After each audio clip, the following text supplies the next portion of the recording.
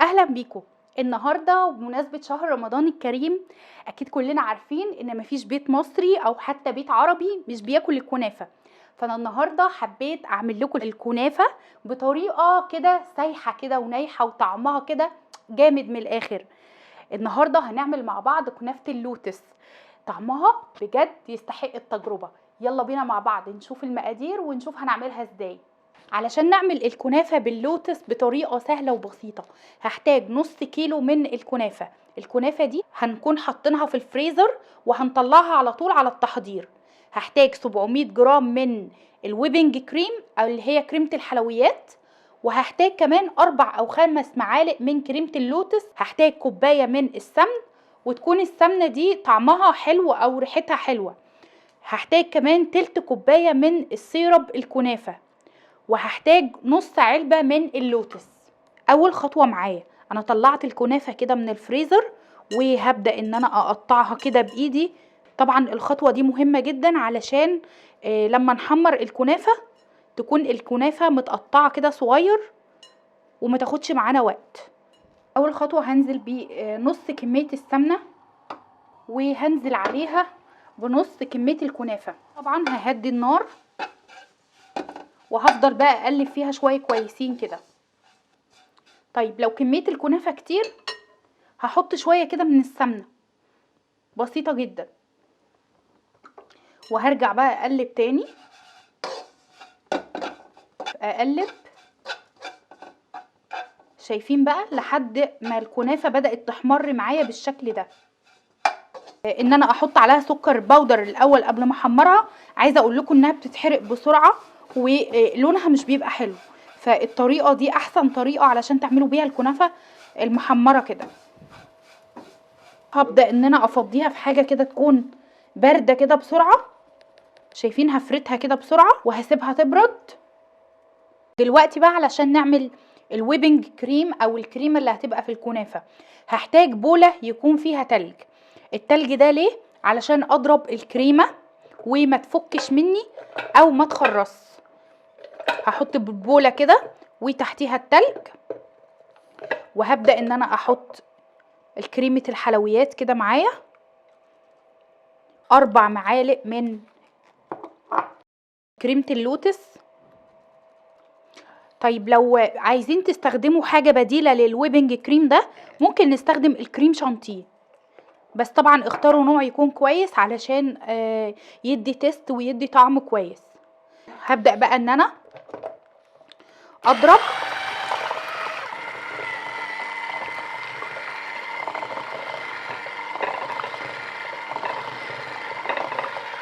وهضرب على سرعة واطية علشان الكريمة ما تطلعش مني في كل حتة كده. دلوقتي هبدأ احط 3 معالق من السكر البودر، برضو مش هكتر سكر، وطبعا لازم يكون سكر بودر علشان يدوب معايا بسرعة في الكريمة. هبدأ بقى اضرب كده، كل ما تتقل كل ما ابدأ ان انا اعلي المضرب بتاعي. شايفين بدأت تتقل معايا ازاي؟ هبدأ بقى ان انا اعلي المضرب عادي خالص لان القوام بتاع الكريمة بدأ ان هو يتقل.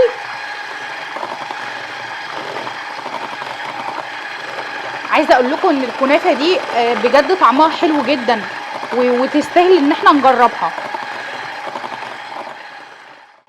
شايفين بقى القوام بعد ما ضربت الكريمة؟ شايفين قوامها قد ايه حلو؟ هبدأ بقى احطها في التلاجة شوية كده. عندي بقى دلوقتي ايه، الكنافة بتاعتي بردت خالص. عندي دلوقتي 5 معالق من كريمة اللوتس، وعندي تلت كوباية من سيرب الكنافة. هسيح كريمة اللوتس في الميكرويف وهرجع احطها على الكنافة من فوق. ده طبعا بديل للسكر البودر.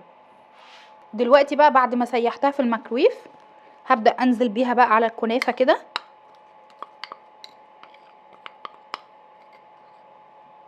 وهقلب بقى كده. وعندي حوالي تلت كوباية من سيرب الكنافة، هنزل بيه كده على الكنافة وهقلب بقى الميكس الخطير ده مع بعضه كده. شايفين بقى الجمال؟ يا نهار ابيض، حاجة تحفة بجد. هنقلب بقى كده كل ده مع بعضه علشان الكريمة تدخل مع الكنافه في كل حته كده. انا شايفه ان هي كده بقى تمام قوي قوي قوي. يلا هنركنها بقى ونبدا نجمع الحاجه بتاعتنا. هجيب الطاجن بقى او البايركس او اي حاجه تكون موجوده عندكم، وهبدا احط كده كميه في قعر الطاجن من تحت وهتك عليها كده. شايفين بقى حطينا كميه كده كويسه في قعر الطاجن بتاعنا، وهنبدا ان احنا نكبسها كده او نتك عليها. وهنا بقى عندي قمع بلاستيك او نايلون او سيليكون اي حاجه.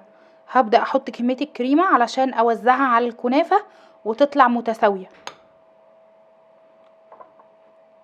وابدا اعمل لها كده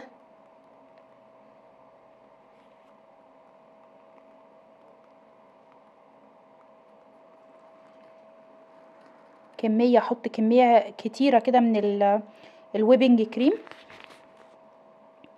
طبعا عشان الطعم يبقى غني وباين معايا. شايفين قد ايه شكلها حلو؟ بذمتكم ايه رايكم؟ شايفين شكلها حلو ازاي؟ هبدأ بقى احط طبقة كمان من الكنافة. احاول ان انا اوزع الكنافة كده بطريقة خفيفة علشان ما بهدلش الكريمة من تحت، وهغطي كل انحاء القالب كده بالشكل ده. تمام، وده بقى شكله. دي بقى اخر طبقة هنعملها. شايفين حلاوتها وجمالها؟ شايفين قد ايه شكله حلو وسهل وبسيط، وبمكونات بسيطة خالص قدرنا نعمل حاجة كده جميلة ونحطها على السفرة في رمضان. يعني بجد تقدروا تسعدوا بها اصحابكم وولادكم وتعملوها، يعني حاجة تحفة بجد. هنحطها بقى في الفريزر شوية وبعد كده نطلعها نشوف هنعمل فيها ايه. ودلوقتي بقى حطيت الطاجن في الفريزر شوية علشان الكريمة تجمد معايا واعرف ازينها. بعد ما طلعتها بقى عندي نص كوباية من كريمة اللوتس. هسيحها في الميكرويف واسيبها تهدى شوية واحطها في ازازة كده علشان اشكلها، او ممكن احطها في كيس تزيين اي حاجة. وهبدأ بقى، بصوا، هبدأ ان انا هزين كده من فوق. شايفين قد ايه جميلة وحلوة وسهلة، وبمكونات بسيطة جدا عملنا كنافة بنشتريها من اغلى المحلات بره. تقدروا بقى تعملوها لاصحابكم لضيوفكم لولادكم كده في رمضان. شايفين الجمال؟ اللي يشوفها ما يصدقش انها معمولة في البيت خالص. هنحط بقى كده من فوق حتة كده من اللوتس كده. شايفين؟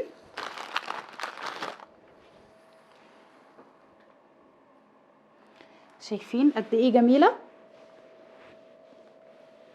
شايفين من بره دي ولا مش من بره؟ قد ايه تحفة وجميلة وشكلها مشرفة قوي.